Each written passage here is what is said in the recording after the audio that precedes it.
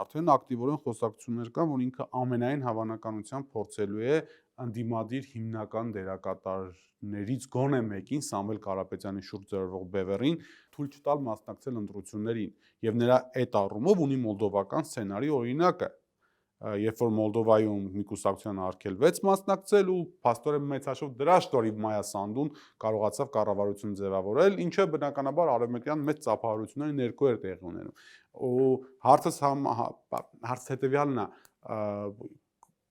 այս սցենարը ձեզ համար իրատեսական է թե ոչ։ Սցենարը սցենարներից մեկն է, որովհետև դրա մասին պարզ է, ոչ դուք չեք խոսում առաջինը կամ ոչ միայն, հա, դուք եք խոսում, պարզ է, որ դա քննարկվում է եւ դա հնարավոր սցենար է եւ ոչ միայն Սամվել Կարապետյանին, ցանկացած այն ուժը, որը որ իշխանական պրոքսի չի լինի եւ կարող է վտանգ ներկայացնել ազգային ժողով անցնելու տեսքով եւ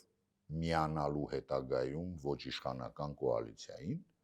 կարծում եմ ամեն ինչ կարվի, այո,